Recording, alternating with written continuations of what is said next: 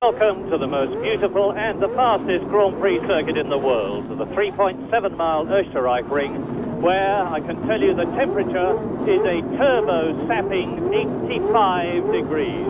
And you see there the grid.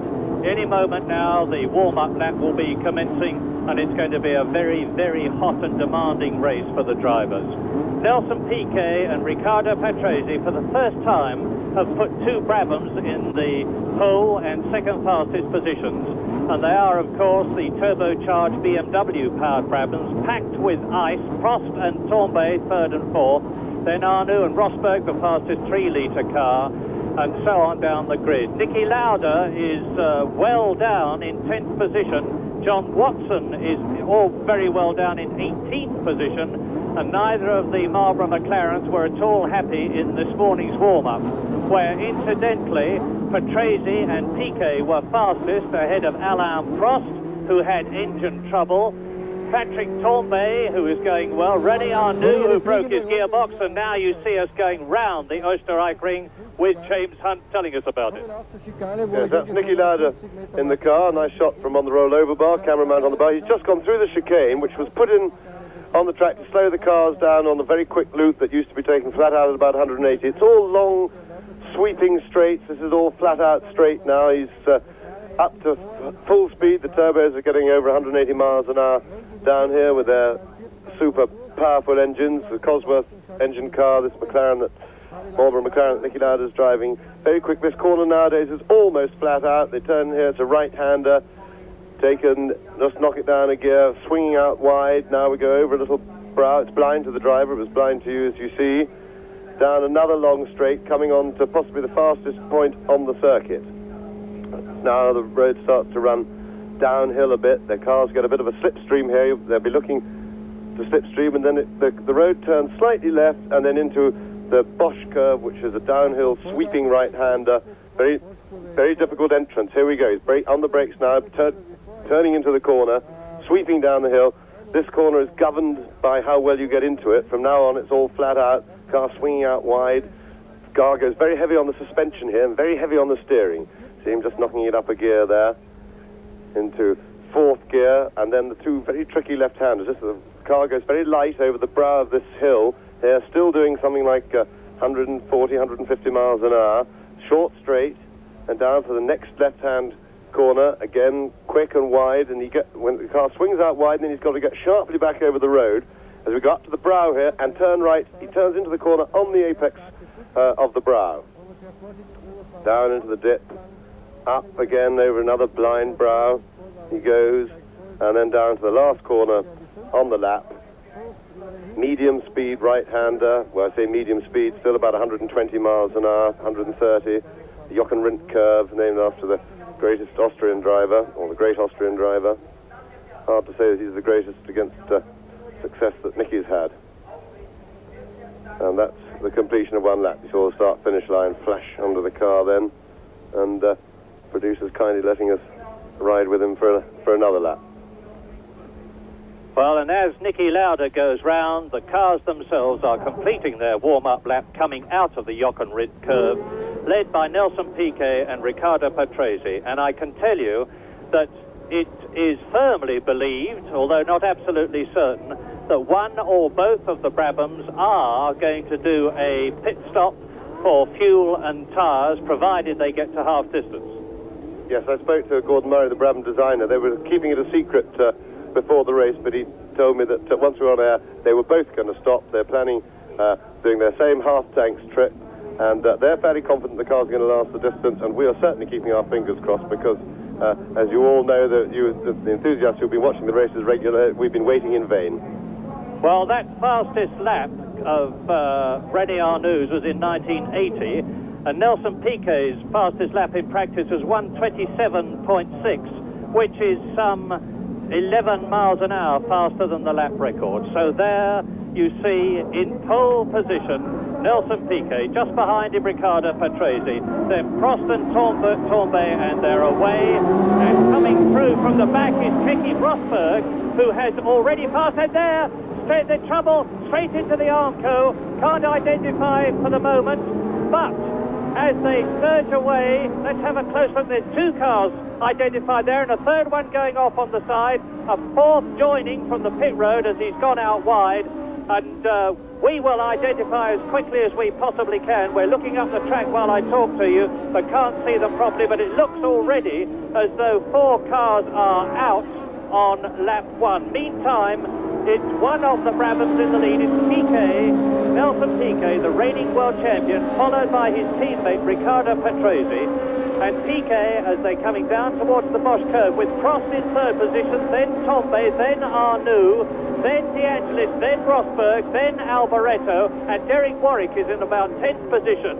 And as they go round the Bosch curve, down towards the Texaco bends, Nelson Piquet and Patrese will, of course, as they have in the previous three races in the turbo cars, be trying to build up a substantial cushion to allow them to come in round about the 25th or 26th lap to do the pit stop that we have been expecting in the British and the French and the German Grand Prix. And we think, and I emphasize think, that one of the cars that has gone out is John Watson, the man who is in second position in the World Championship.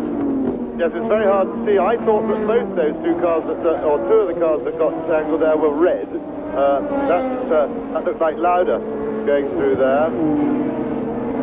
But it certainly Messi Rosberg made a terrific start from the third row of the grid, and he's very keen to do well today. He's determined to win a Grand Prix before the end of the season and accumulate as many points as possible, but it's going to be a hard battle for him here against the power of the turbos, although he qualified fantastically well. Yeah, and Rosberg is just behind Elio De Angelis. Now, there are the two Brabhams in team formation. Number one, world champion, lap two, Nelson Piquet, leading his Italian teammate Riccardo Patrese, winner of this year's Monaco Grand Prix, going up the ascent, the blind crest, which leads down to the Bosch curve. And here is a replay of the start. Now, let's try and identify the cars for you. All right, now they get away, and Piquet leads. Yes, Rosberg, you see on the top right-hand corner of the picture, made a terrific start. Rosberg going up against the pit wall, and then just as a tangle about now, we've got a couple of cars. Here we are, a collision. Maybe it's an Alfa. Two Alfas colliding, and there's a puncture on Tombe on the Ferrari. He's trying to get the car around to the pits, and Alboreto has hit the barrier. He's parked against things, so it looks as if there's been some sort of action, but we've missed the main excitement. Well, we can tell you, we think almost certainly that the two cars that went out on lap one were the two Alfa Romeos of Giacomelli and De Cesaris. And with Patrese now leading from Nelson Piquet, we can see that Patrick Tombe with a shredded tyre is out, that Michele Alboreto is out, the leaders go past, and in third position it is Prost behind, then Arnoux in fourth position, De Angelis in the John Player Special is in fifth place, in sixth place it's Nigel Mansell, seventh it is Rosberg, and in eighth position it is Derek Warwick in the Tolman. Derek, very, very confident. Now look at this. You ought to see, if the Brabhams have got it right, them building up at least a second per lap increase in their lead, and it's Patrese leading now from Piquet, and the Renault's holding on. Yes, Patrese is following the good form he showed on race tyres this morning in race trim. He was quite a lot quicker than Piquet, nearly a second, or half a second rather, in the warm-up, and the Brabhams are looking utterly dominant. They qualified a lot quicker than anybody else. They're of course running a lighter fuel though, which gives them a weight advantage in the early part of the race, which in turn is translated into a speed advantage. But as we've waited in vain for the last three races, they are now building up the lead that they will need in order to make the pit stop. Well, looking at the lap chart, and we are now on lap 3, it seems virtually certain that the two cars that we saw go out, and there is Patrick Tombe limping in. Watson and Lauda are both okay and in the race, that's for sure. So it was definitely Andrea De Cesaris and Bruno Giacomelli, the two Alfa Romeo drivers who were out on that lap. Now, there are the leaders. Patrese going up towards the Hella-League chicane, followed by Piquet. In third position, it is Alain Prost. There is Patrese, Monaco Grand Prix winner. Now, the Brabhams are actually starting this race with dry ice packed around the fuel tank, and that is Patrick Tambay coming into the pits on lap 3, obviously to have that offside tire change. The man who won the German Grand Prix at Hockenheim, his first Grand Prix victory last week, and a very welcome victory it was too, after the dreadful crash that Pironi had in practice, because Ferrari really needed something to get their tails up. And as usual, they're changing not only the tyre that has been damaged, but all the other 3 as well. And the Ferrari team were practicing this in the warm-up period this morning. Their fastest was 11 seconds. Tambay is talking to Forgieri in the blue shirt, that's the Ferrari team manager. And to frenzied applause from the crowd, Patrick Tambay in the V6 turbocharged Ferrari accelerates away a long way down. And I wonder if we are now going to see an epic drive by the Frenchman, with Piquet in second place behind Patrese. So on lap 4 now, Patrese is leading, Piquet is second, Prost is in third position, Arnoux is in fourth place, in fifth position it is De Angelis, in sixth place it is Mansell, and in seventh place now it is Derek Warwick, and Theo Fabi, his teammate, is in eighth position in the Tolman. Yes, poor Patrick Tambay, he must have got that puncture quite early on in the lap, and he's had to limp all the way around, which is a very slow business with the tyre flapping, because you can't go too fast, otherwise you damage the suspension. And he certainly drove it very sensibly, but it's put him well out of the race. Well, now, where are Niki Lauda and John Watson? And the answer is that Niki Lauda is in 11th position, and John Watson is way down in 19th place, and this is lap 5. I'm not particularly surprised. Now we are looking at the Glatz curve as they come up from the Helle Licht curve, and the 2 Marlboro McLaren cars, as we look at one of the Tolmans, the 2 Marlboro McLaren cars have had trouble all through practice in getting the balance right. They've had a lot of tyre trouble, wearing their tyres very, very quickly indeed. Indeed, in practice, they were only lasting 1 lap for the qualifiers. Now, there is Nigel Mansell, followed by Keke Rosberg.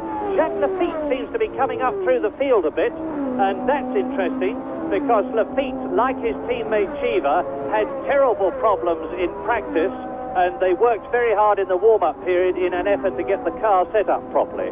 Lap 5 coming towards the end of then, and I will give you the gap between race leader, the Brabham BMW, and the second one behind it, and it's Patrese leading. Piquet is 1.4 seconds behind him. Now there's quite a long gap before Prost goes through, and a long gap before Arnoux is still in fourth position. And there is Niki Lauda. Now it looks to me as though Lauda is starting to make a charge and come up through the field.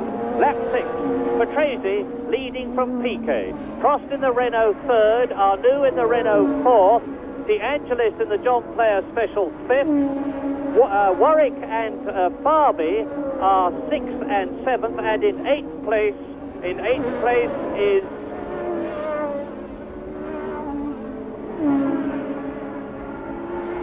looking across the circuit now.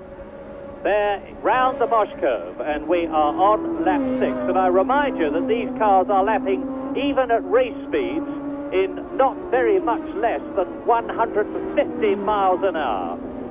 There it is, 141.8 miles an hour, the fastest lap so far by Nelson Piquet on lap 5, and we are now on lap 6 out of 53. There is Piquet, fastest on the circuit, but over the crest goes his teammate Riccardo Patrese. Now, we may look back down the field, and the next man you will see in the yellow Renault will be Alain Prost, as across the line to complete lap 6 go the 2 Brabhams. Now, I wonder what the gap is between them and the third man, Alain Prost, because we will be able to make some sort of estimate. Well, it's about 5 seconds. They need to pull away at a slightly faster rate. You must also remember that as the Brabhams are really motoring round this circuit, their fuel load is lightening all the time. Now, look to the left, and the next moving dot that you see, well, there's virtually a clear circuit, and we see there is Alain Prost in third position. so you can see for yourselves the gap between the first and second and the third man, Prost. In fourth place it is still Arnoux. In fifth place it is still De Angelis. In sixth place it is still Warwick, and seventh is still Farby. Eighth is Nigel Mansell, and in ninth position it is Derek Daly. In 10th position it is Jacques Lafitte, and in 11th place it is Nicky Lauda, ahead of 12th place man Brian Henton in the Tyrrell. And we look at Riccardo Patrese on lap 7. John Watson is in 17th place at the moment.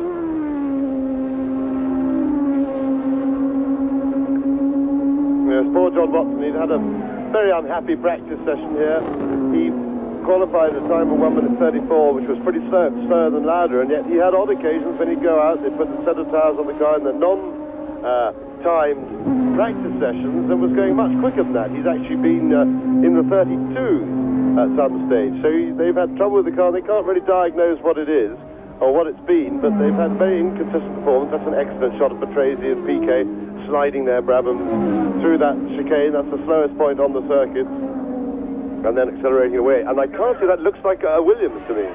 No, I think it's Roberto Guerrero's car. It is. It's the ensign of Roberto Guerrero, and I can tell you that the two Brabhams are beautifully on target, because on lap 7, and they are now on lap 8, they were leading Alain Prost here by 10.5 seconds.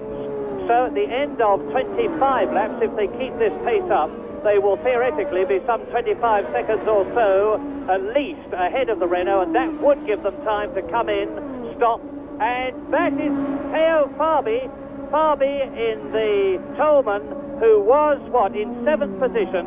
I don't know what his trouble is, obviously, but he's been able to pull off the circuit, and it could well be that it's a heat problem, because with temperatures well up into the mid-85s here at the Osтерraichring, we're on lap 8 as I talk to you, it's very, very demanding for the turbo cars, and the Brian Hart turbo has not got the length of development time behind it that the Renaults have, for instance. Theo Farby walking away from his broken Tolman back to the start to report what has happened. And meantime, the leaders have now completed 8 laps out of 53, and we now look at Chico Serra and Mark Sura, and behind him Manfred Winkelhock in the ATS.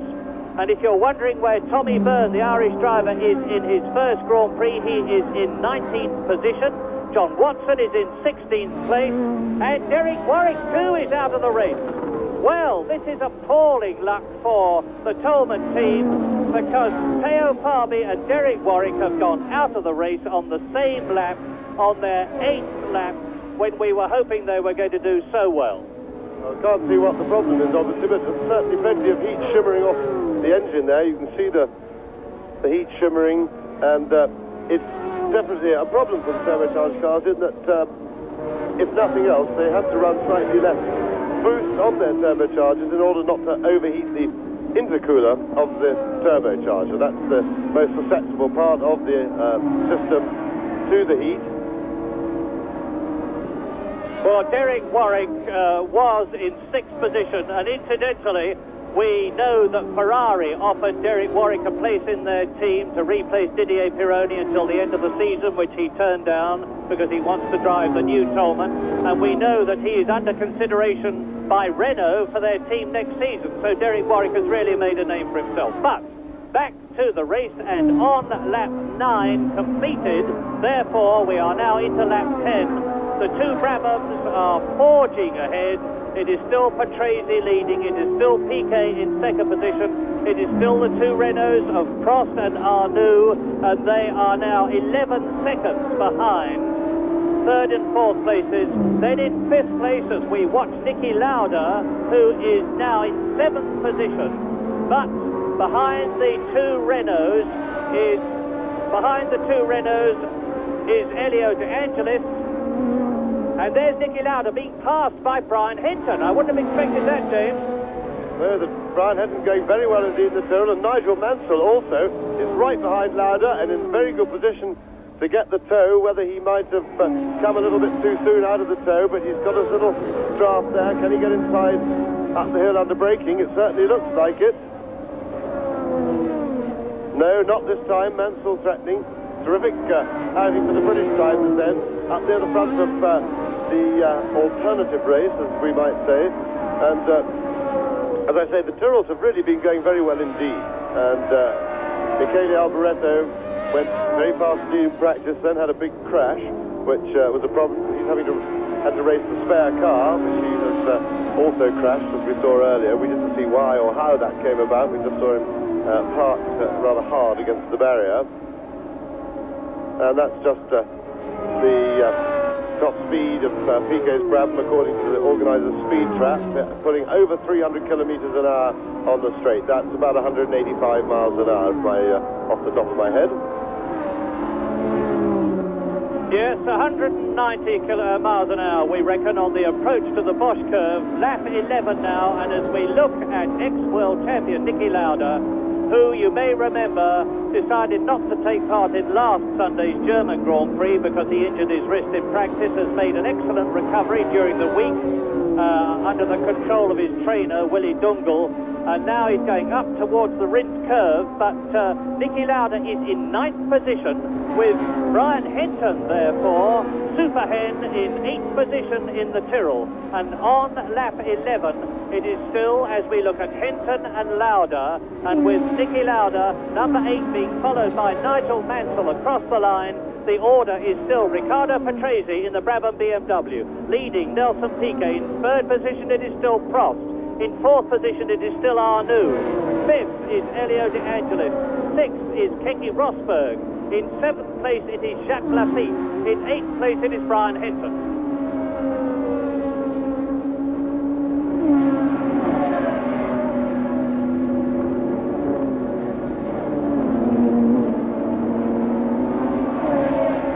Well, Niki Lauda is definitely struggling, and I know that the McLaren team and some of the other Michelin users were not very happy with the tyres that they've had here, and felt that they weren't fully competitive. I think Renault feel that the additional speed of the Brabham at the moment is very much to do with the tyres that they've got, Brabham being on Goodyear, of course.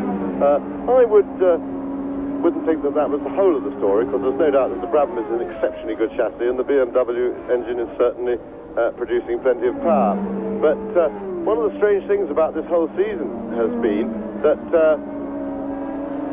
there we are, that's just Piquet, the gap from Piquet to Prost being 13 seconds, so the two Brabhams are pulling a pretty healthy lead now. That's going to be plenty for them to do their pit stop with, because bear in mind, when they come out of the pits, they'll still be faster than the other cars, although they'll then be carrying a similar amount of fuel. They'll have fresh tyres on, and so they're quite capable of catching people up. And the leader's now coming past Patrick Tambay, who lost so much time with that first tyre that he's really well out of the running. But the odd thing about this season with tyres has been not that one company has particularly been more dominant than another, but of the two companies involved, but they've both had their moments. Sometimes Michelin have had a definite advantage, sometimes Goodyear have had a definite advantage, and unfortunately for us enthusiasts of close, exciting racing, they've very rarely been of similar performance together. They've always been one good and one bad, and they haven't come together, which has been a great pity for close racing. Now, as the leaders take Patrick Tambay in the Ferrari, who is in 18th place, they are on lap 12 with De Cesaris and Giacomelli out of the race. Daly is out of the race. Alboreto is out. So is Keegan with steering trouble.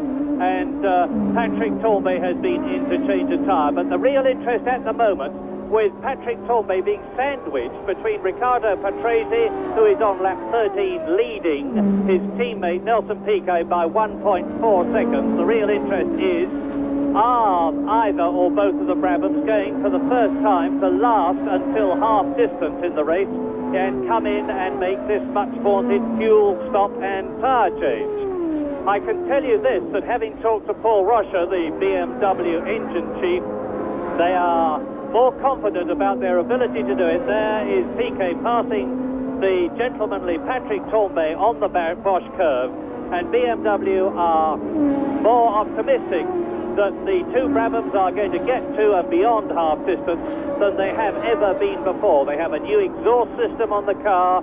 They have new cooling arrangements to keep the petrol pump itself cooler and avoid vapor locks.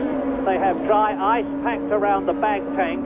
And Patrese and Piquet, there is Nelson Piquet in second position behind the leader on lap 13, coming through to complete it now, and I will give you the gap as they go across the line between them and the third place man, Alain Prost, and it's got to be, I would estimate, something like 17 seconds. That's Chico Serra, Winkelhock, and about to be lapped by Riccardo Patrese, the German in the ATS, and his teammate Eliseo Salazar failed to qualify. They pass Fabi's car, and the gap now is exactly 20 seconds on lap 14, so that puts the Brabhams right on, in fact, ahead of their target to build up a cushion between themselves and the Renaults, which are in third and fourth places still, that's to say Alain Prost and Arnoux. There's Piquet. He's got Chico Serra in front of him in the Fittipaldi F9. And behind him, he's got Winkelhock in the ATS that he is lapped. They're going round the Bosch curve. That's a 140 mile an hour bend. Up into fifth gear, into the chicane, the Texaco bends actually. And we are actually on lap 14 now, so that caption is right up to date. And as you see, De Angelis is in fifth position, and the leading 3-litre non-turbo car, and Keke Rosberg is in sixth position in the Williams. In seventh position, it's Jacques Lafitte, and they really do seem to have got the talbot going in the warm-up period. In eighth position, and the highest he has been certainly in this race, although he's been well up in previous Grand Prix, Brian Henson with his teammate out of the race. And then in ninth position it's Niki Lauda, 10th is Nigel Mansell, in 11th place is Eddie Cheever in the other talbot, so they really are going, and in 12th place Mauro Baldi in the Arrows. And this is how well Patrick Tambay is not going, because he has got behind him now Chico Serra in the Fittipaldi, and it looks to me as though Tambay is going to be caught and passed by Serra and Winkelhock and and Mauro Baldi in the Arrows, the third of the three cars that we're looking at now. But we can expect it to pull away, and there is Sura, actually Mark Sura in the orange Arrows, passing Winkelhock. Tambay comes down towards the Bosch curve, and Mark Sura, number 29, is in 16th place. Tommy Byrne is still in the running. He's been lapped, but Tommy Byrne, the Formula 3 British Championship leader in his first Grand Prix in the Theodore car, is in 17th place.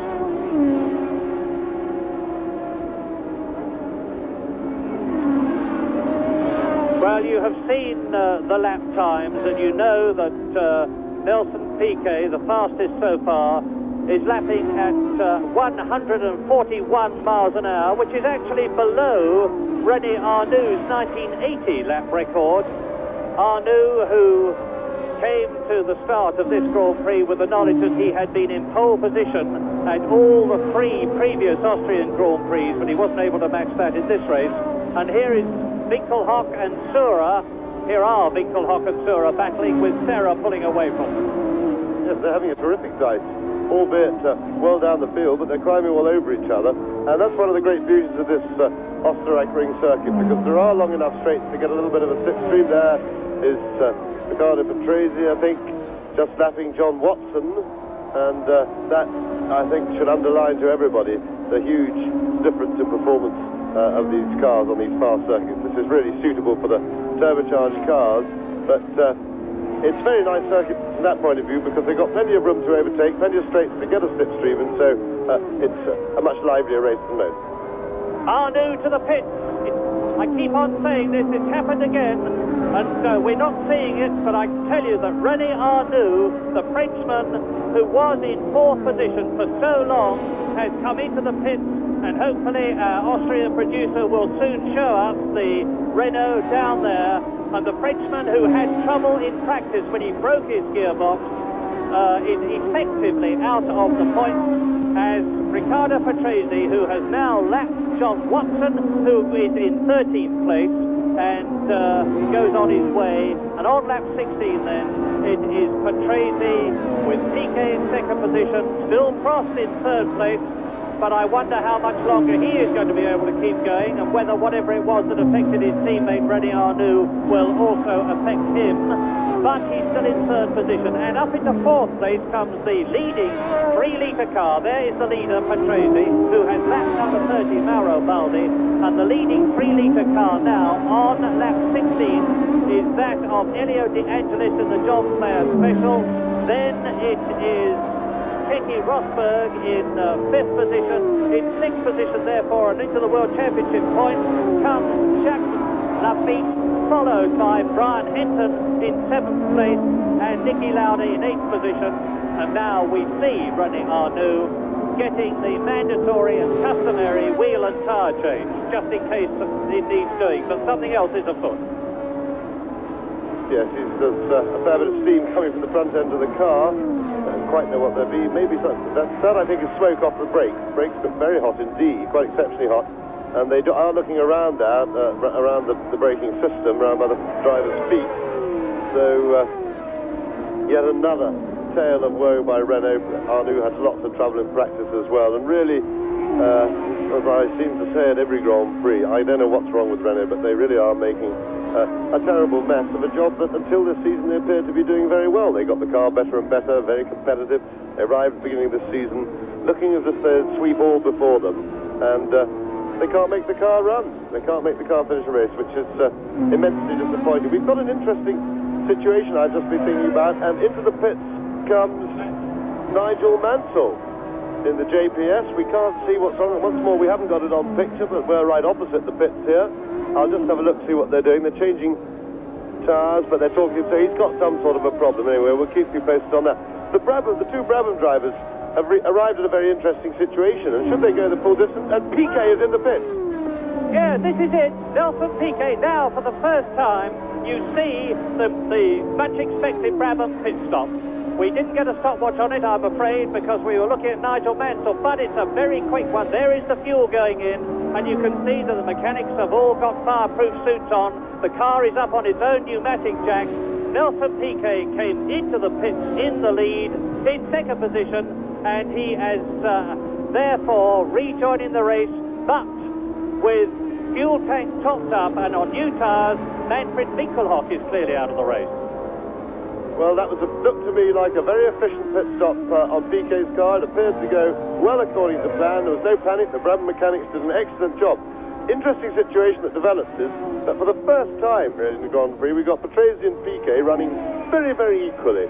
They're both very much in the top 5 drivers in the world. They're world-class drivers, both of them. It's been a matter of some conjecture who is the better. There's Piquet out on his cold tyres. He'll be slow for a lap or two because apart from the tyres being cold, not having the grip these days, they have to run very, very low pressures indeed when the tyres are cold, because of course as it gets hot the air expands, the pressure increases, in order for the pressure not to get too high when they're hot. So they start on almost what's practically like 4 flat tyres. The car will slide about a lot. The interesting situation is that they're only 2 points apart in the World Championship, Patrese and Piquet, and I've been quite sure that both of them will be out to try and prove who is the dominant driver today, and a lot of it will depend, of course, if they're as equally matched throughout the race as they have been in the early part of the race, then of course very much the result of the race could well depend on how their respective crews of mechanics do the 2 pit stops. Now we've seen Piquet in and out with no trouble at all,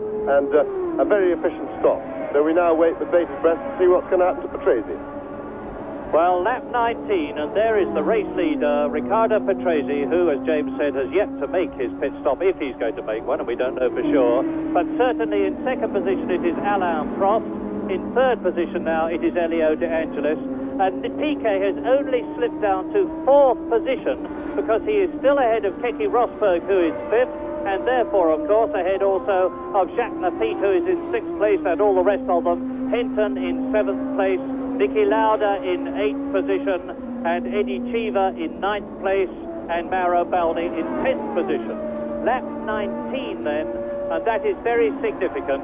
There is the confirmation that Nelson Piquet is still in fourth position as Riccardo Patrese goes ahead to start another lap. Now, I have to tell you that I can look across and see the Brabham pit as you are watching here. Riccardo Patrese driving beautifully smoothly with a very commanding lead, and it is very clear from the attitudes of the Brabham mechanics, who are getting everything absolutely ready. They are still in their fireproof suits.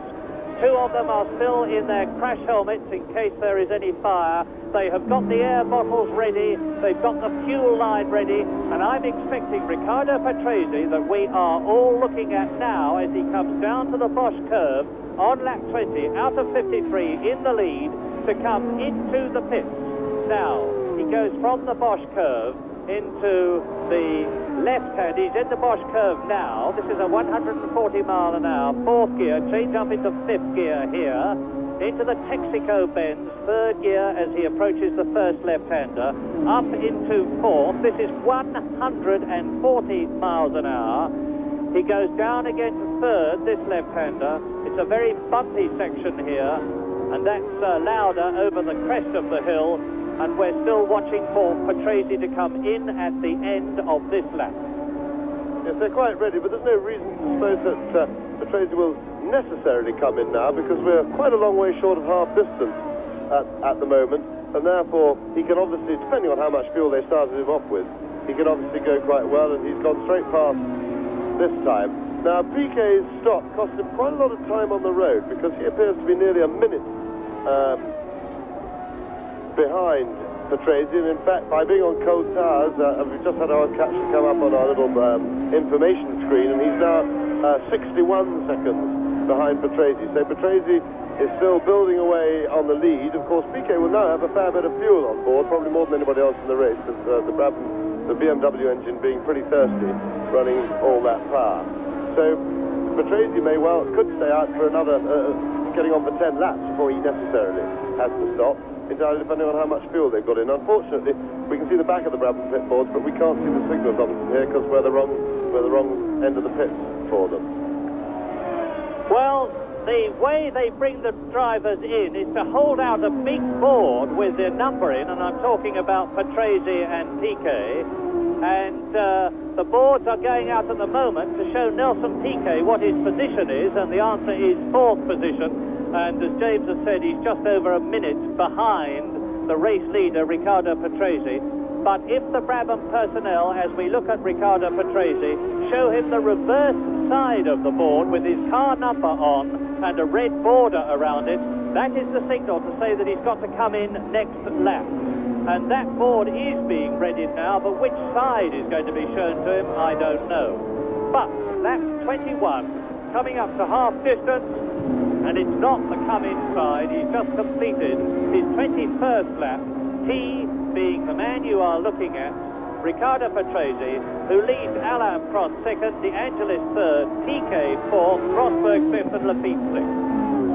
Well, Piquet seems to be taking an inordinately long time to get his new tyres warmed up, but of course he may have come in for some reason because he wasn't happy, although he didn't appear to do anything to his car. He may have been unhappy with the way the tyres that he got on before were performing, but he's losing a second a lap at the moment to Patrese, and Keke Rosberg, who's been running right with him since he came out of the pits, is keeping up with him very well, which is quite a surprise. So Piquet is either failing to get his tyres hot or would appear to have gone into some sort of problem.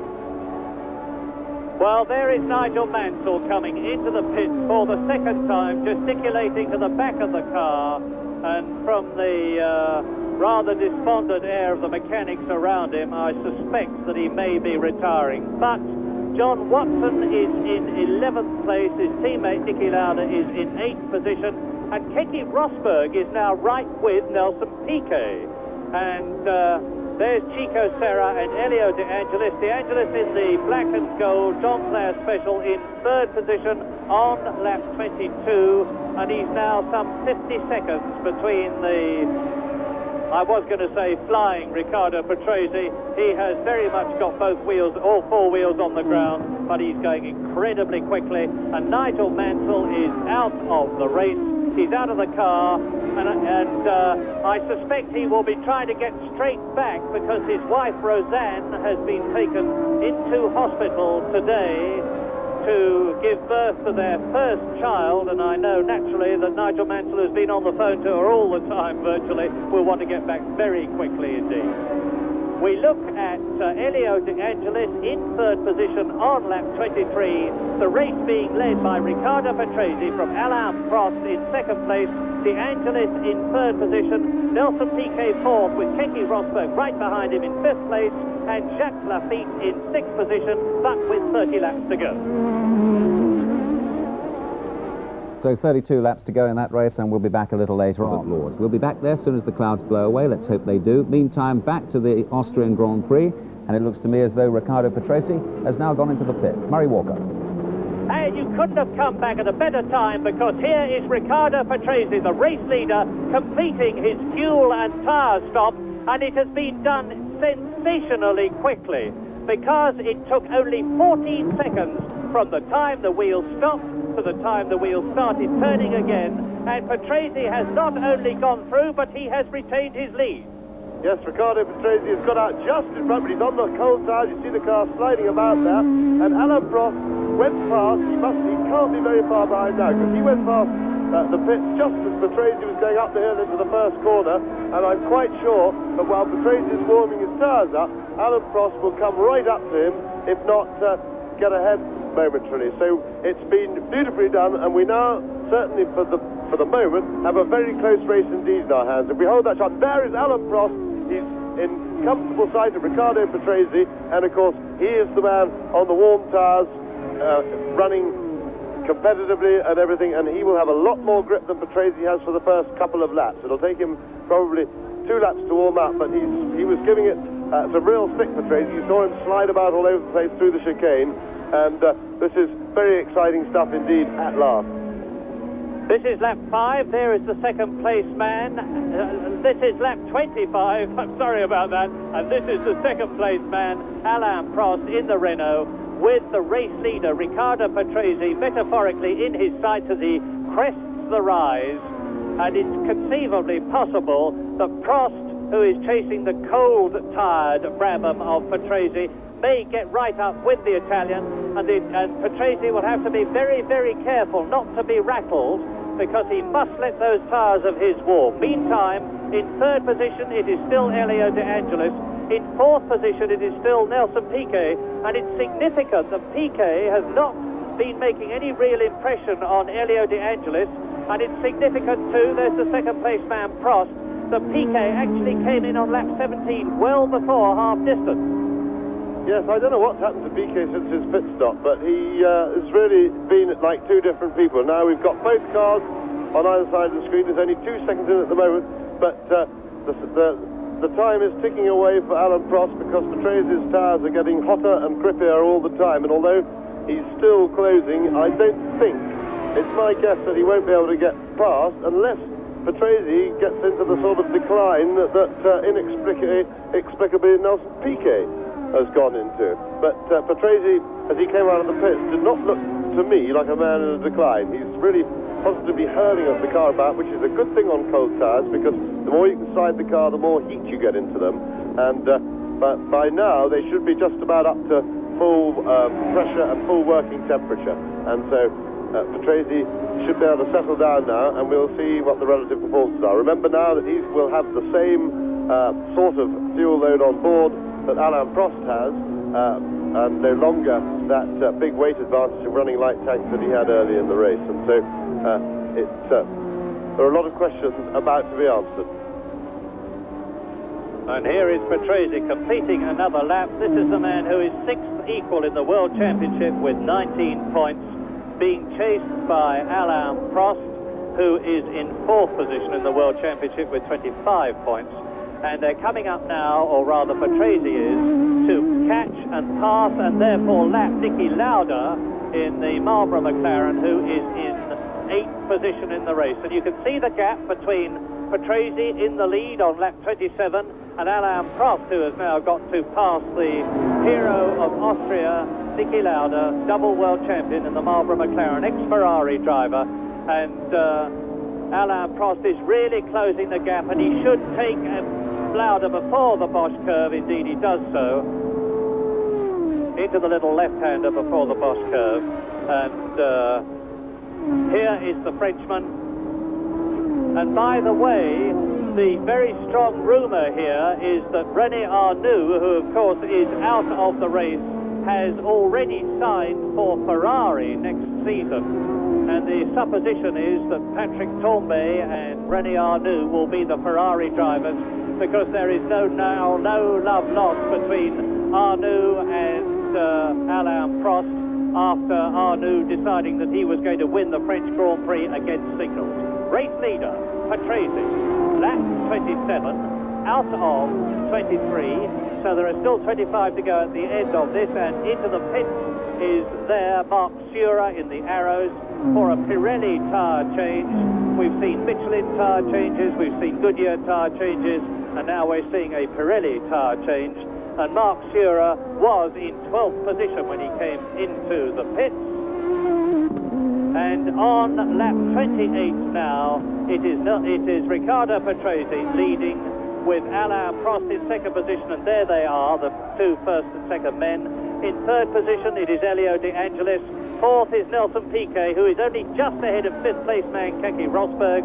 Sixth, it is still Jacques Lafitte, and in seventh place, the first British driver, Brian Hinton, just out of the points. He finished seventh in the German Grand Prix. Eighth is Niki Lauda. In ninth position, it is Mauro Baldi, and in 10th position, it is John Watson, and then in 12th position behind him, it is Mark Surer, and Tommy Byrne is still going strong in 14th place. Well, as they settle down now, for the time being, it certainly looks as if Patrese and Prost are pretty evenly matched, and we may well have a good run to the finish on our hands. Patrese's pit stop, I have to say... Oh! Yes, that is Patrese off. Patrese off in the lead, and the crowd floods forward, and now, sensation, I guess maybe, and I am hypothesizing, he looks all right, that his tyres were not yet warm, but it seems very surprising. He's been going hot and strong for quite a while. Anyway, it's now all up to Nelson Piquet, who is therefore up into third position immediately, and once again it is a Renault leading a Grand Prix with Riccardo Patrese sensationally out of the race on lap 29 out of 53.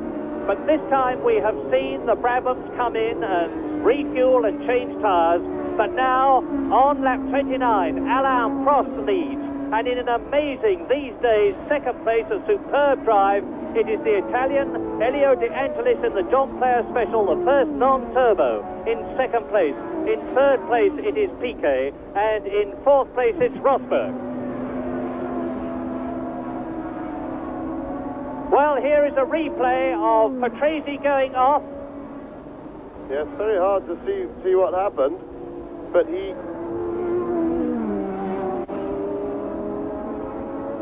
I have a suspicion that some steam or something was coming out of Patrese's car.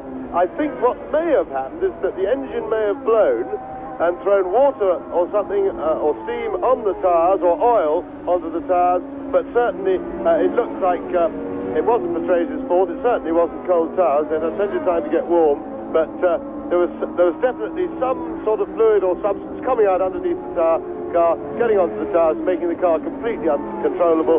So that was extremely bad luck for Riccardo Patrese, who'd been going so well. And as I said quite usually, jolly bad luck for us as well, because we, for the first time for quite some time, had a very close race on our hands, because it seemed that Prost and Patrese were very evenly matched, and Patrese had made a truly amazing pit stop. The Brabham mechanics were perfectly quick. Here is the Brabham pit now we're looking at now, and they will be bitterly disappointed because Patrese was going so well, and Patrese himself did a very good job, because his decelerating and accelerating times were amazing, because he was stopped stationary for 14 seconds in the pits, and yet he was only about 32 seconds in front of Prost, if I remember rightly, when he went in, and he got out several seconds in front of him.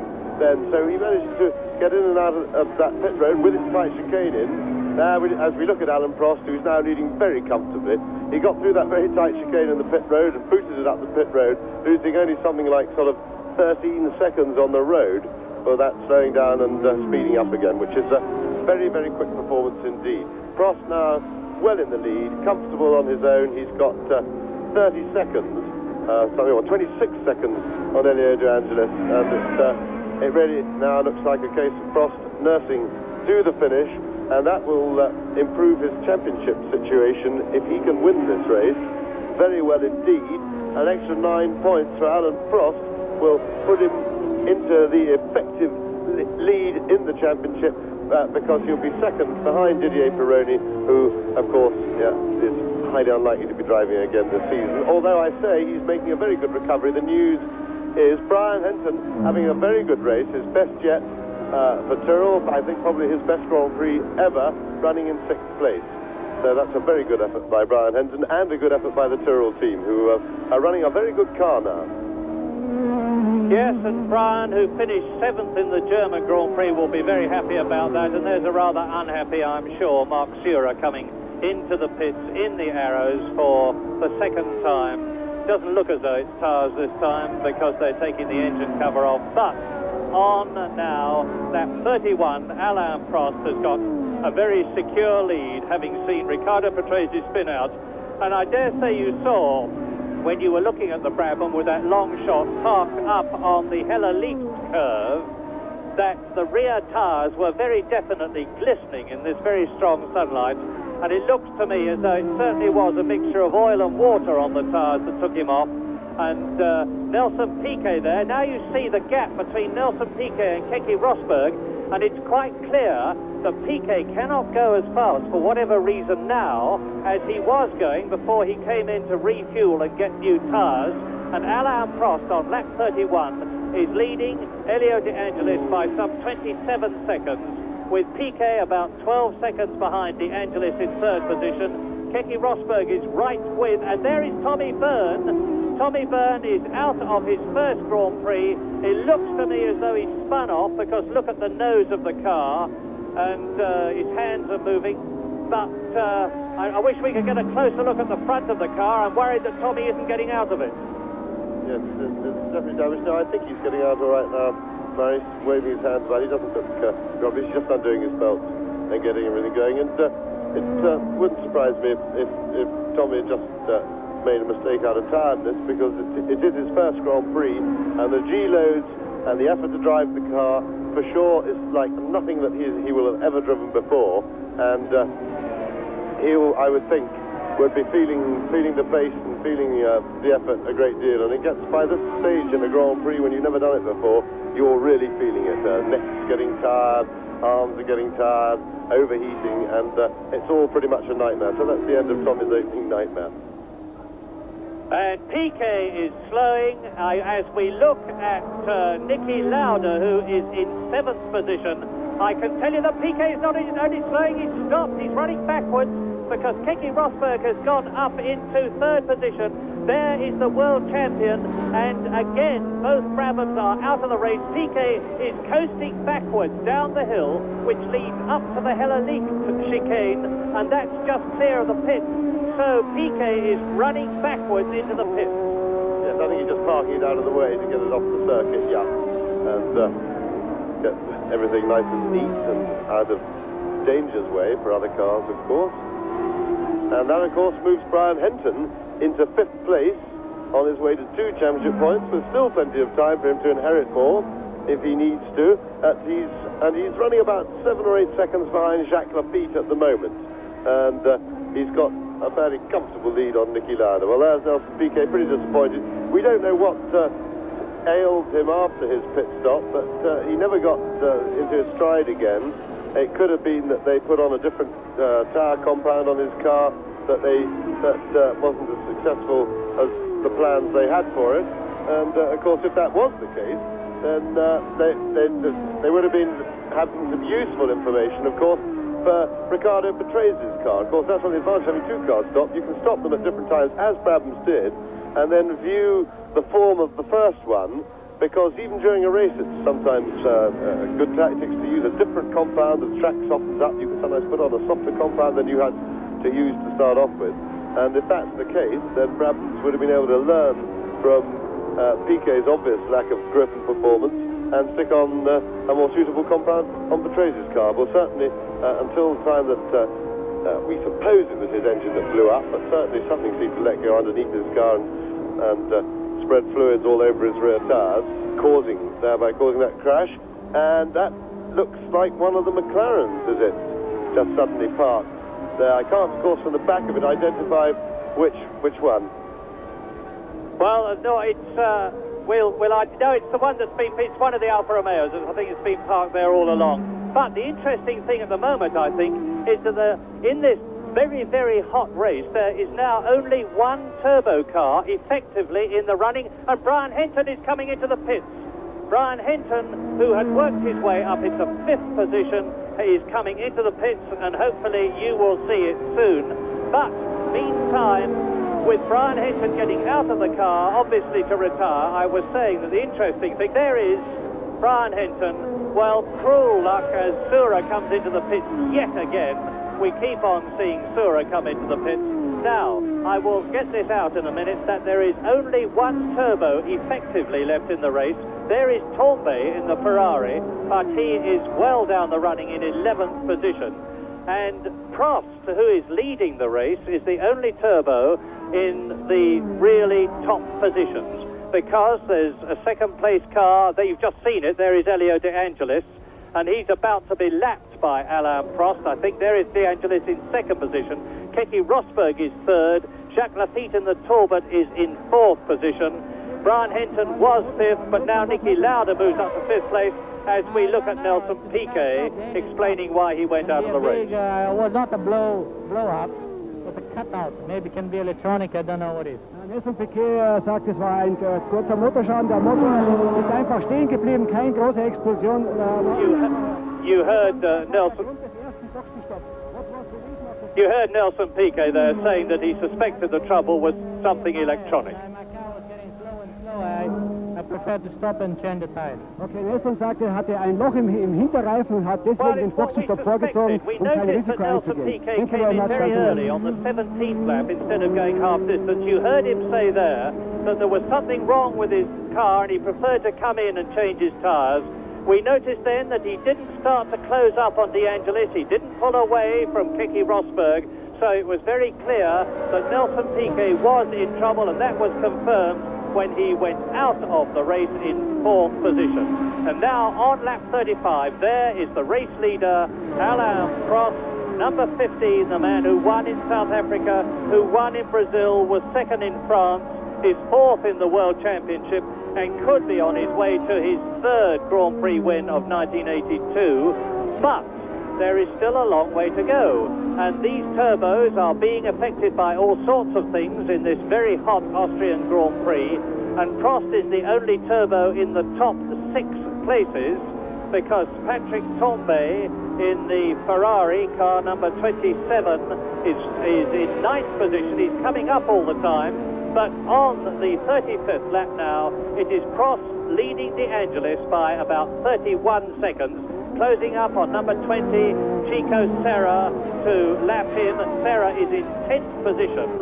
So Prost now leading. De Angelis 2nd on lap 33. Rosberg is 3rd. Lafitte is 4th. In 5th position now is Niki Lauda. 6th is Mauro Baldi in the Arrows. 7th is John Watson. 8th is Tombe. 9th Serra. 10th is gosh, they're all coming out now. These are the only effective runners. And just to tell you that it's still raining at Lord's, I'm afraid. There's the lunch scoring in the second innings, 54 for 3.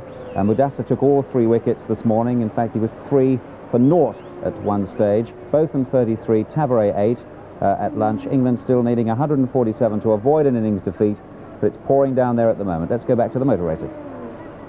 Lap 36, and you are looking at the comparatively new race leader of the Austrian Grand Prix, with Riccardo Patrese having spun out of the lead in his Brabham BMW, and that was Alain Prost, and here is the second place man and the leading non-turbo, the highest he has ever been in a Grand Prix since Brazil 3 years ago, Elio De Angelis in the John Player Special, and he is 10 seconds ahead of the third place man, Keke Rosberg in the Williams, who is some 25 seconds ahead of Jacques Lafitte, fourth in the Talbot. Then a lap behind is Niki Lauda, fifth in the McLaren, sixth is Mauro Baldi, seventh is John Watson, eighth is Patrick Tambay, who is climbing up through the field after his tyre change a long time ago, ninth is Chico Serra in the Fittipaldi, and those are the only effective runners, because, for instance, Tommy Byrne, who was retired, just was 7 laps adrift, and so on down through the field. So really, if you take people down to 2 laps behind the leader, which is Chico Serra, there are only 9 cars effectively in the running on lap 37 with 16 still to go, and I feel very sure as we watch Elio De Angelis in the John Player Special completing his 36th lap in second place, that there are going to be several more cars who come out, because, James, the heat is tremendously demanding for both car and driver.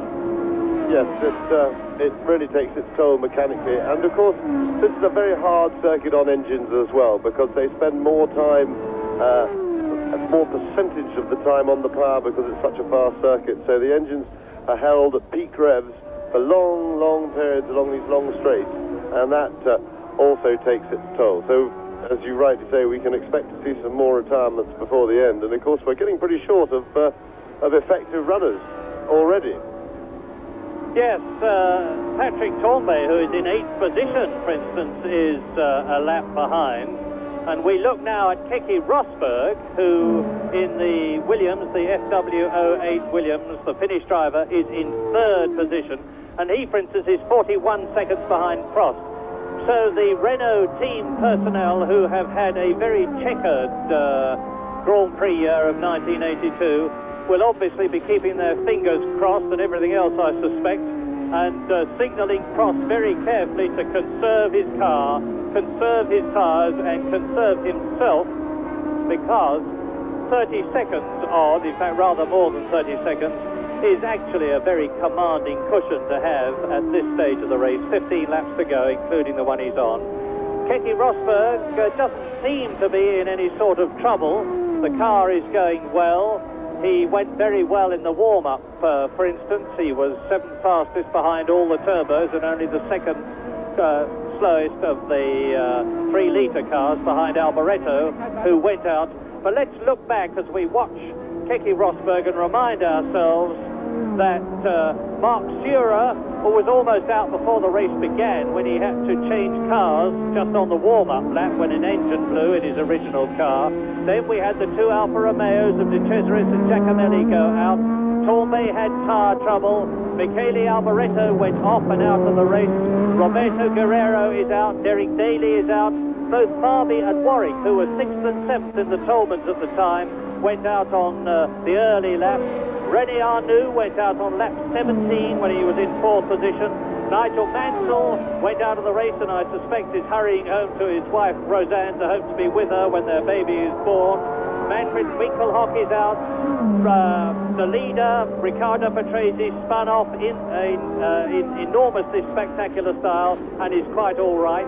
Then Nelson Piquet, who had come into the pits like Patrese to see, and let us see for the first time, the Brabham fuel and tyre change that we had been expecting for the last 3 Grand Prix, went out of the race. Tommy Byrne is out, and now on lap 39 there are only 8 cars effectively in the race, by which I mean not more than lapped once, and Alain Prost leads by 60 seconds from De Angelis, who is 11 seconds ahead of Rosberg, who is 40 seconds ahead of Lafitte.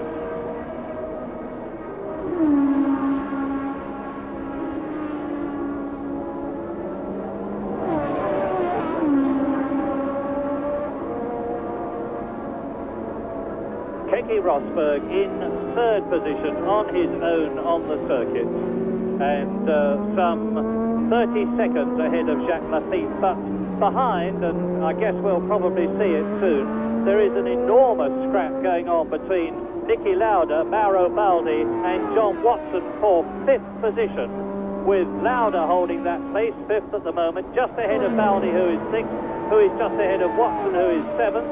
Tombe is eighth. Those four, Lauda, Baldi, Watson and Tombe, are a lap behind the race leader, Alain Prost, who has just gone through to complete his 39th lap. There are therefore 14 laps to go. And we look at Keke Rosberg. Now Rosberg there, the Finnish driver in his 49th Grand Prix, is in third position in the World Championship. If he finishes in the third position that he's in now, that will give him four points. That will give him 31 points altogether, and that would actually move him ahead of John Watson, who is currently in second place in the World Championship behind the injured Didier Pironi. So Rosberg there completing his 39th lap. Now it's interesting to conjecture, and we've actually got the opportunity to do it as we look at Elio De Angelis here, who is second, what the World Championship situation would be. Well, Alain Prost is on 25 points, so another 9 will give him 34. It means that Pironi would still be leading the World Championship, albeit in hospital, but Alain Prost would be moving up into second position. Now, Elio De Angelis is not effectively well up in the World Championship. Indeed, he's only in 11th place, and that means to say that Keke Rosberg would move up into third position in the World Championship. However, all this is conjecture, because in these continuingly hot and very demanding conditions of the Osтерraichring on lap 40, there are still 13 laps to go. 13 laps times just under 4 miles, that's about 50 laps to go, 50 miles to go, and they're going to be very demanding miles for, I think, Alain Prost in particular. Although we've said this, James and I, many times before, it bears saying again that if a turbo lasts half the race, it tends to last the rest of the race, and there is, as you see, Prost leading De Angelis now by 31 seconds, so the gap's coming down.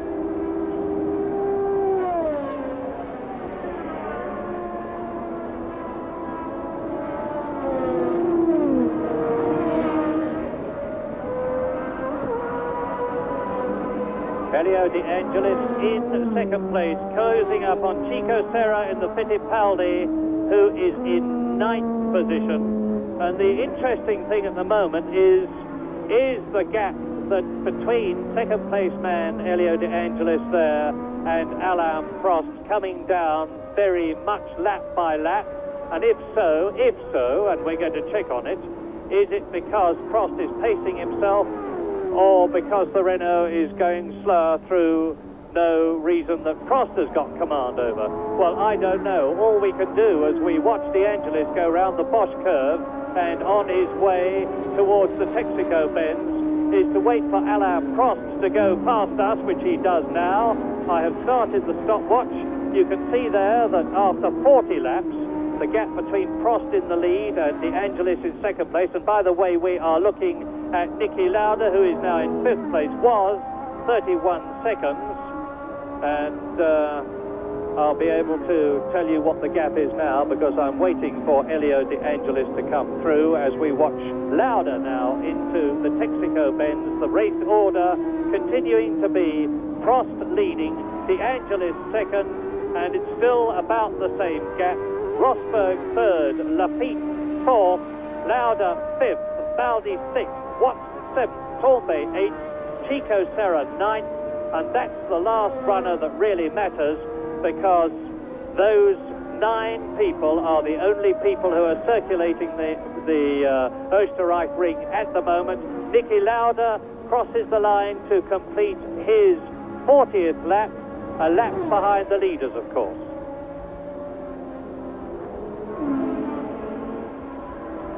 Well, I wonder what's going through Alain Prost's mind now.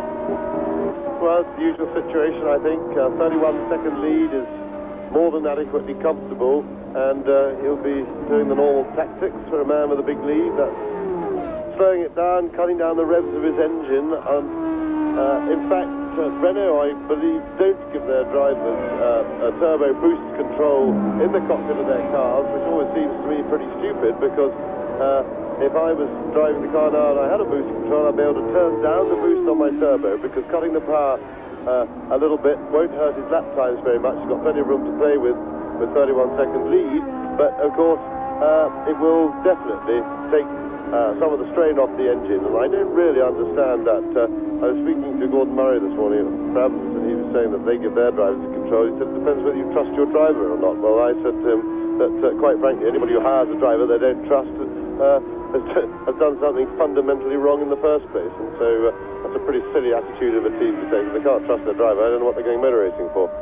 So that certainly is what I would do. I would insist on having a boost control in the cockpit and turn it right down to keep the car in one piece. That all helps. But anyway, he'll be cruising along, concentrating hard, trying not to make any mistakes, and keeping an eye on the gap to Elio De Angelis, which I'm sure he'd be quite happy to let slip a little bit, because it's not by how much you win a race that matters, it's just the fact that you win it. Well, with the positions fairly static now, and we are on lap 43 out of 53, with Alain Prost that we look at now leading, it's worth mentioning Mauro Baldi, who is driving an excellent race. This is the little Italian's first season in Formula One. He's already got 1 sixth place behind him. He's in 6th position at the moment. He finished 6th in Holland to give him 1 World Championship point. Alain Prost completing another lap there. I did take the gap between himself and Elio De Angelis on the previous lap, and it's staying almost exactly at 32 seconds. So it really does look as though Alain Prost has very much got the race under his control. The little Frenchman who was so injured and incensed when his teammate René Arnoux decided he would win the French Grand Prix, because although Prost was in 2nd place at the end of the race, it had been agreed that in order to increase his World Championship chances, Arnoux would let him through if necessary. And Prost has actually now lapped Jacques Lafitte, his countryman, the Frenchman, in the Talbot, who is in 4th place. And the Frenchman Prost that we're looking at now, who had trouble in the warm-up period, they got that right, bad oil leak in the V of the engine, will be beautifully settled down into a race-winning rhythm now. He only has to keep that rhythm up, watch the turbo boost gauge, watch his revs, watch his positioning on the circuit, all the usual sort of things, keep clear of the curbs so that he doesn't risk damaging his suspension, look after his own reactions, and he knows that he is going to have yet another Grand Prix victory behind him. And number 15, Alain Prost, who has already won 5 Grand Prix in his career with 6 pole positions, the man who was the Junior World Championship kart driver in 1975, is on his way then to his 6th Grand Prix. And meantime, the only real interest in the race down the field is that Patrick Tambay is indeed charging, and as we forecast, and has now caught John Watson, who's in 7th place, and closing up on him. Yes, he's catching Watson, but of course Watson's very close behind Mauro Baldi, and they're both, the pair of them, are not at all far behind Niki Lauda. So Tambay is in position to go pretty quickly and smartly through from his current 8th place back up all the way up to 5th place in the race, and get amongst the useful points. Well, I think it's unlikely that he could then catch Jacques Lafitte, because there's a fairly big gap to Lafitte in front of them. There is Lafitte cruising around in 4th place, lapped by the leader, of course, but I think probably just about safe from Tambay. Well, hypothesis again, but if the positions stay as they are now, we're looking at Jacques Lafitte in the Tour, but the man who won this race last year, by the way, albeit in a very different Tour, but that was the JS7, and this is the rather unsuccessful JS19. There is the race leader, Alain Prost. But if they finish in the positions that they are in now, Didier Pironi will still be leading the World Championship from hospital by 5 points, but up into second place will go Alain Prost with 34. Third position, Rosberg with 31. Watson, who is currently second, will slip down to fourth. And in fifth position will be Lauda, with Patrese, Arnoux and De Angelis tying for sixth place. And Patrick Tambay, as you look at Alain Prost, has caught and passed John Watson and is therefore up into seventh position. Race positions then on lap 46. Alain Prost leading Elio De Angelis by 31 seconds, and this is the race leader we're looking at. Keke Rosberg third, 6 seconds only behind De Angelis. Jacques Lafitte fourth, and he's been lapped by Prost, the race leader. Lauda is fifth and close to Lafitte, just ahead of Mauro Baldi, and Patrick Tambay is gaining on those two.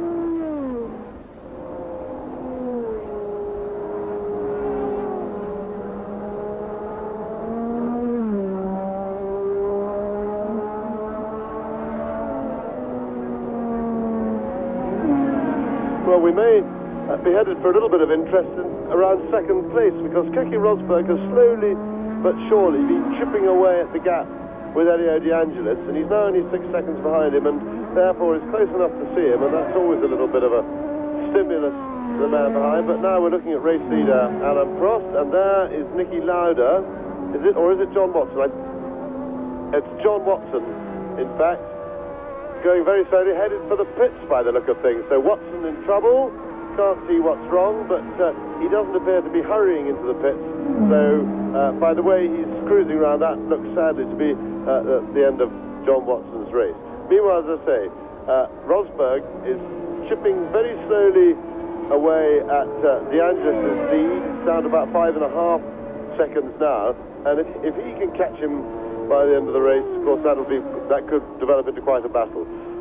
De Angelis does not have there's John Watson just cruising into the pit. Disappointing for him, whereas things are looking very good for the World Championship. I think his suspension failure, which is what it was in Germany last weekend, that something went wrong with the front suspension, was a bitter blow to his championship hopes, and his whole performance this weekend have not really been up to championship form. And I think that was expected by most people, but it's disappointing that they should be sort of evaporating quite so fast all of a sudden. There is De Angelis, and there he is. You see, Rosberg's got that gap down to 5 and a bit seconds now from 6 seconds only a lap and a half ago. So Rosberg is coming at De Angelis, and De Angelis' strength, and that was Rosberg just coming to the shot as it changed there, so he's in sight. And that, of course, there is Rosberg behind. And that, of course, is always gives you a little bit of added adrenaline and a little bit of push when you get, the closer you get to your opponent, the better you can see him, the more attractive he looks as a target to pass.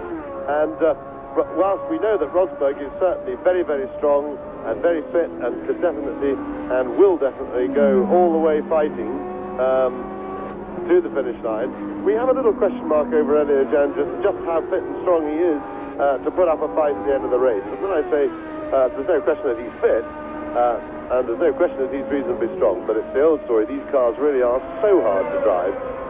They really are just about beyond reasonable physical limits.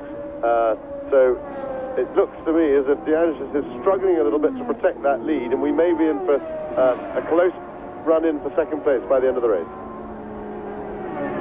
Lap 48, and the gap now, this is the only real excitement in the race, is down to 4.4 seconds between Elio De Angelis in second place on his 48th lap and Keke Rosberg in third position.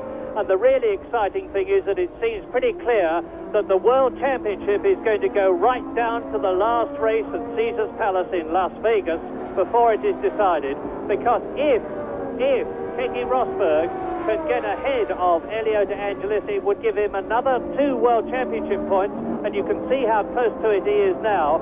That would give him 33 points, and he would then only be 1 point behind Prost, who would be effectively, I think, leading the World Championship, because it must be impossible for Pironi to come back.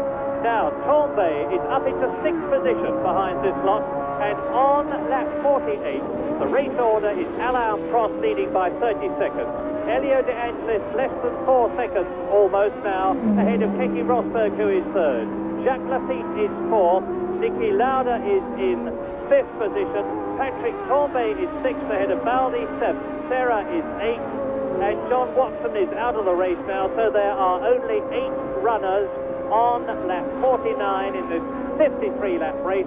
Here is the battle for second place, and that is Prost's car. The Renault is in flames. The race leader is out. Alain Prost, it's happened yet again.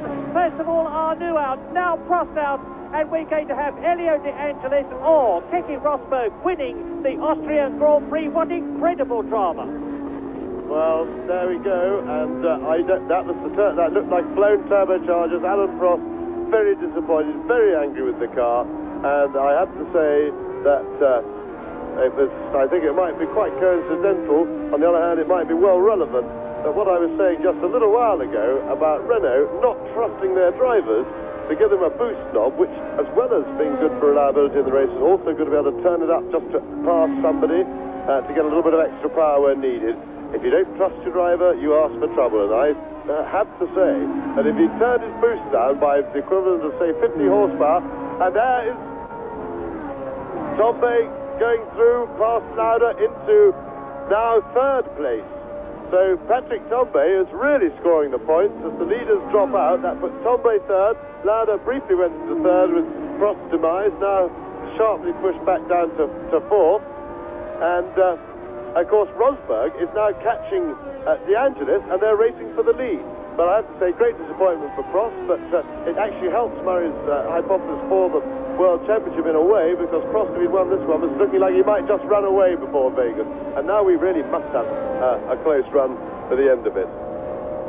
Well, lap 49, and here is Keke Rosberg, and you can see how he is trying as he comes now into the finishing straight. He is on lap 50, and let's get the race order clear. Elio De Angelis, there he is leading on lap 50. He is only about 4 seconds or even less ahead of Keke Rosberg, who is really trying. In third position is Jacques Lafitte in the Talbot. In fourth place now is Patrick Tambay, who has climbed all the way up through the field and looks as though he's going to finish in the points yet again in a fine drive for Ferrari, having changed his tyres. Then is Niki Lauda, and Mauro Baldi is well up there. In fact, it is De Angelis, Rosberg, and Jacques Lafitte is going extremely well, and there is the battle. Now, watch this. Elio De Angelis, number 11, his highest finish so far was second in the Brazilian Grand Prix in 1980. He's had a string of 4th, 5th, and 6th this year and last year, and only today he has announced that he has re-signed with the John Player Special Lotus team for 1983, and so has Nigel Mansell, and it looks as though it may have been a wonderful moment to do it, because if this man, number 11, Elio De Angelis, the 24-year-old Roman who lives in Monaco, can stave off the fiercely charging Finnish driver Keke Rosberg in the Williams, he will be winning his first Grand Prix. He's coming into the finishing straight. I'll give you the gap between himself and Keke Rosberg. You can see De Angelis, and the gap is now 3.08 seconds. Yes, and De Angelis has really risen to the occasion. I think leading the Grand Prix, he was finding plenty of energy. There is Rosberg. He seems a little bit closer, but as I say, De Angelis seems very cool out front there. He seems at the moment to be handling the pressure well, and he's certainly put on a spurt, because Rosberg is giving it everything he's got behind. That's visible. And De Angelis, I was watching him through the corners, is driving very smoothly and very well. And at the moment, he looks to be handling things extremely well, because it's a moment of great pressure. In sight of the checkered flag of your first Grand Prix, with the most unfortunate sight of somebody breathing down your neck right behind in your mirrors, makes the whole thing rather sort of takes the icing off the cake. Out of the Bosch curve. They are now on lap 51 in this 53-lap race, and what a grandstand finish it's going to be for the Austrian Grand Prix. There is the fiercely charging Keke Rosberg, who was bitterly disappointed when he took pole position in the British Grand Prix to to have his engine die on him on the warm-up lap. He started from the back of the grid. He was confidently expecting to win the British Grand Prix, but that victory was denied him, and it could be that he's going to come good here. It could be, but only if he can catch and get past Elio De Angelis. They're coming up now to complete lap 51. Lafitte is still third, Torbay fourth, Lauda fifth, Baldi in the Arrows sixth, and the gap between De Angelis and Rosberg is now down to 2.2 seconds as they go into the Hella Leak chicane. That is third gear as they come out of it. Accelerate away up to 175 miles an hour towards the glass curve.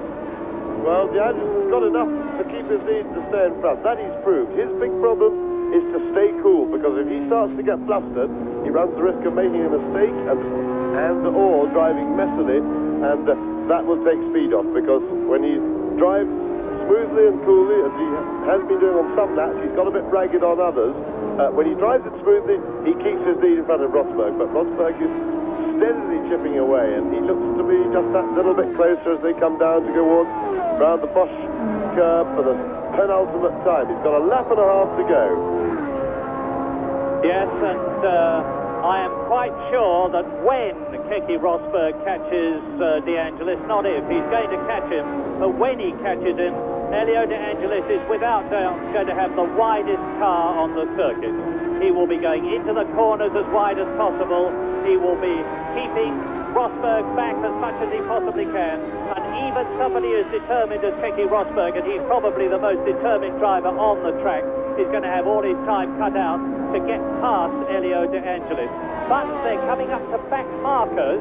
They're coming through now to complete lap 52 and into the last lap in this race, and the gap as they do that is 1.64 seconds. Yes, well, I don't think if De Angelis keeps cool, he's not going to have to get wide, because he's got enough lead to keep it, to just keep the gap going, but Rosberg is really charging.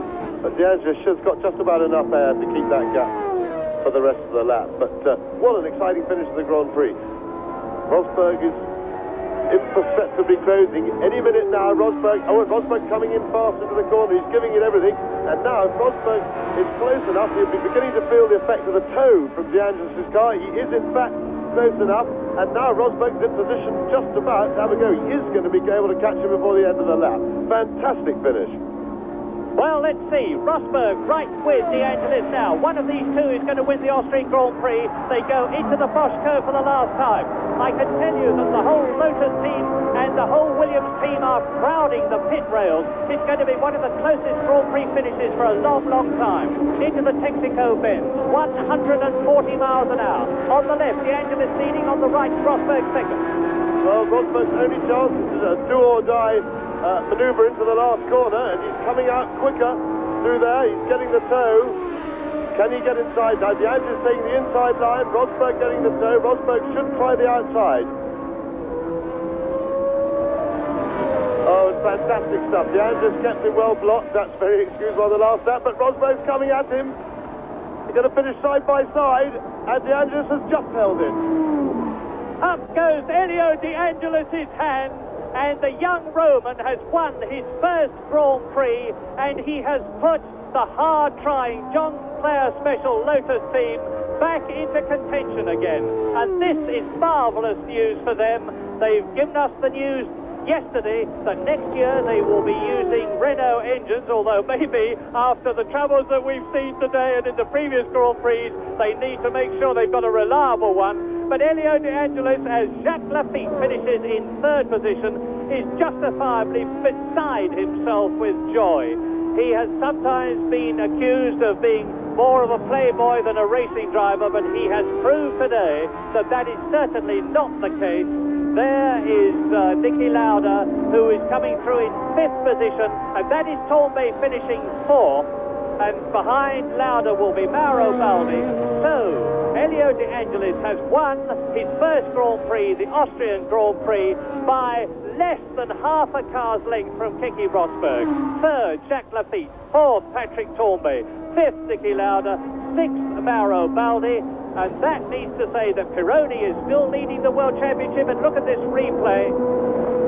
Yes, Rosberg got up alongside. I can't help feeling that if Rosberg had been racing for the lead 25 laps ago and had felt then that he had a chance to win, he might have been with De Angelis a lot earlier. He really got the bit between his teeth the last few laps. He drove a fantastic last 6 or 7 laps, and there they are, crossing the line, half a car's length in it, closest Grand Prix for quite a while, and at last we've had a good race.